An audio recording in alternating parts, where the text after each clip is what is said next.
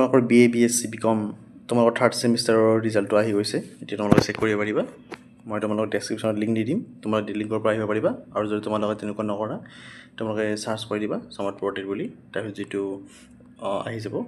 second সোৱাইটো ইয়াত তোমালোকে click কৰি দিবা ওকে নেক্সট তোমালোকৰ পেজটো লোডিং হয় হেতু পেজ তোমালোকে ৰিডাইৰেক্ট হৈ যাবা তোমালোকে হিন্তে কৈ দিও বৰ্তমান অলপ আগতে মিনিমাম 2-3 ইয়াৰ্স 2-3 উইকস আগতে তোমালোকৰ সেকেন্ড এন্ড ফোৰ্থ তাৰ ৰিজাল্ট দি দিছিল তোমালোকৰ আৰু তোমালোকে ৱেটিং কৰি আছিলা থাৰ্ড ওকে এন্ড ফাৰ্ষ্টৰ ৰিজাল্ট আহা নাই ঠিক আছে এই যে ৱেটিং কৰি আছিলা আৰু 50 ৰ নাই 50 ৰ নাই আই থিংক ঠিক আছে তোমালোকৰ এতিয়া থাৰ্ডটো আহি গ'ল ওকে এতিয়া তোমালোকৰ ফাৰ্ষ্ট এন্ড 50 ৰখি আছে মেবি আহি যাব এইটো অলপ দিন আগতে ঠিক আছে এতিয়া আমি থাৰ্ডটো কেনেকৈ চাব লাগে তাত দেখুৱাই আছো তোমালোকৰ এটা কাম কৰিবা ইয়াত তোমালোকে ষ্টুডেন্ট তোমালোকৰ ইয়াত নম্বৰটো ভৰাই দিবা তোমালোকে আৰু তোমালোকে পাছৱৰ্ডটো ভৰাই দিবা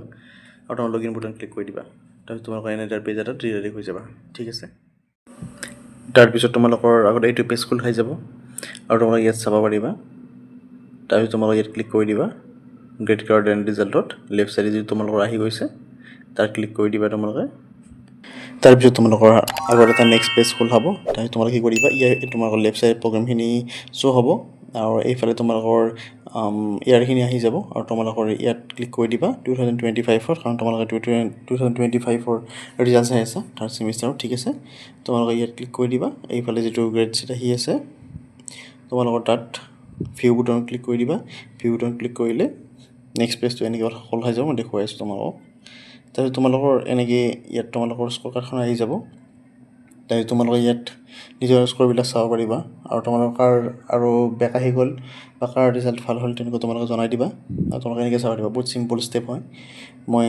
দেখুৱাই দিছোঁ আৰু তোমালোকৰ যদি কাৰোবাৰ সুবিধা হৈছে আমাৰ ফালৰ পৰা চেক কৰি দিয়া হ'ব তোমালোকৰ ঠিক আছে তেনেহ'লে তোমালোকে নিজে চাই লোৱা আৰু যদি কিবা সুবিধা পাইছা কমেন্ট কৰি জনাবা